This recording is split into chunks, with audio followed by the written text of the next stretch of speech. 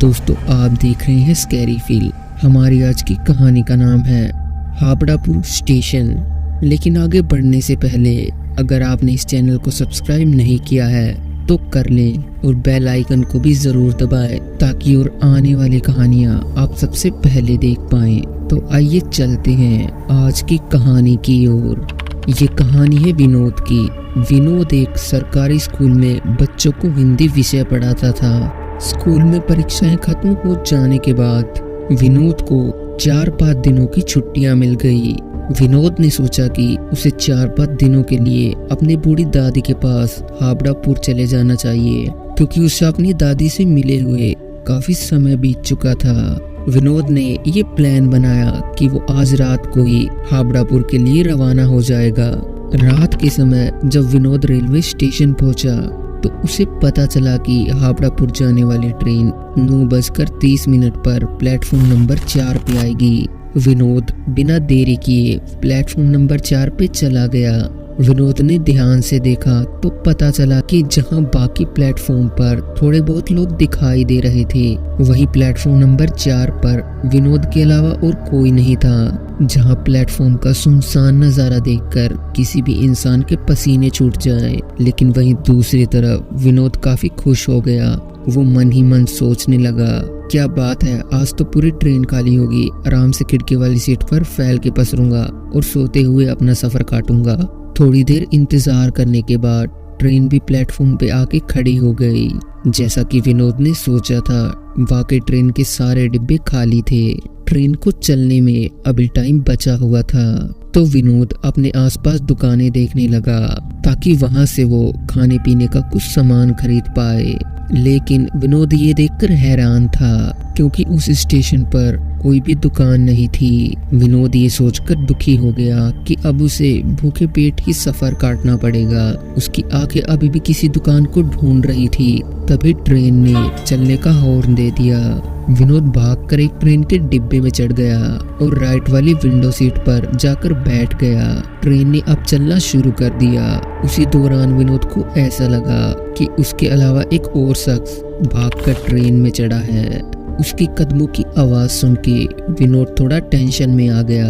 उसने अपनी सीट के पीछे झांक कर देखा तो विनोद की जान में जान आई, क्योंकि उस आदमी के हाथ में एक थैला था और देखने से तो वो एक मुसाफिर ही लग रहा था। वो आदमी विनोद की सामने वाली सीट पर आकर बैठ गया। ट्रेन ने अब अच्छी खासी रफ्तार पकड़ ली।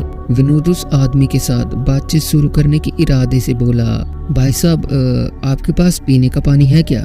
विनोद की बात सुन के वो आदमी नाक के इशारे में अपनी मुंडी घुमाता है। उसके बाद विनोद बोला, चलो कोई बात नहीं भाई साहब, वैसे आप कहाँ जाओगे? लेकिन वो आदमी विनोद की बात का जवाब ना देते हुए ट्रेन की खिड़की से बाहर देखने लगा। विनोद बस उस आदमी को बातचीत करने के लिए उकसाना चाहता था। विनोद फिर बोला, आज तो स्टेशन कुछ ज्यादा ही सुनसान नहीं था भाई साहब, यहाँ तक मुझे तो कोई दुकान भी नहीं दिखाई दी। इतना बोलकर विनोद उस आदमी के मुंह की ओर देखने लगा, लेकिन उस आदमी ने तो मानो मौन व्रत धारण कर रखा था।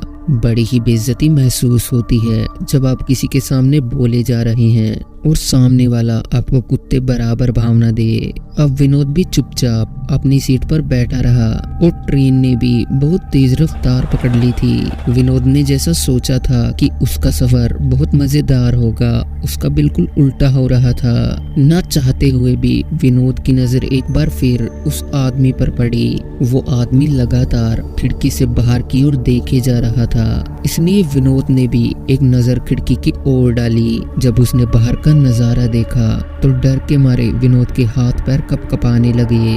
उसने देखा कि एक औरत जिसने सफेद रंग का लिबास पहना हुआ है, वो अपने दोनों हाथ फैलाकर ट्रेन के साथ साथ भाग रही है। इतनी तेज रफ्तार में ट्रेन के साथ पैदल भागना कोई साधारण बात नहीं थी। तभी विनोद उस आदमी के कंधे पर हाथ रख के बोला, भाई साहब, ये औरत आपको भी दिख रही है क्या? लेकिन वो आदमी अभी भी विनोद की बात का जवाब नहीं देता।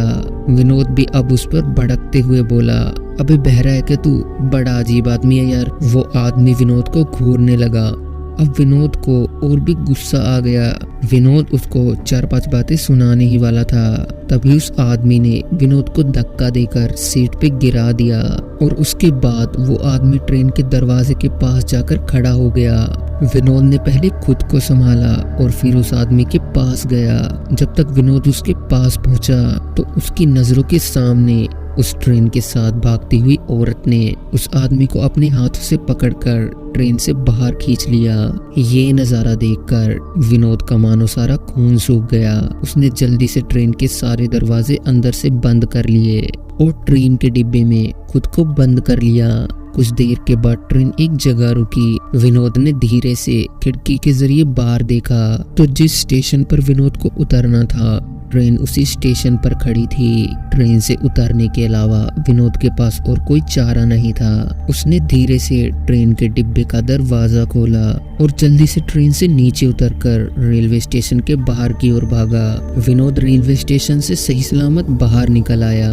उसे ये तो पता चल गया कि वो औरत उसी आदमी के पीछे पड़ी थी। दोस्तों, अगर आप उस आदमी की कहानी जानना चाहते हैं तो कमेंट सेक्शन में जरूर बताइएगा और इस चैनल को भी सब्सक्राइब कीजिएगा। मिलते हैं एक और ऐसी कहानी के साथ, तब तक के लिए गुड बाय।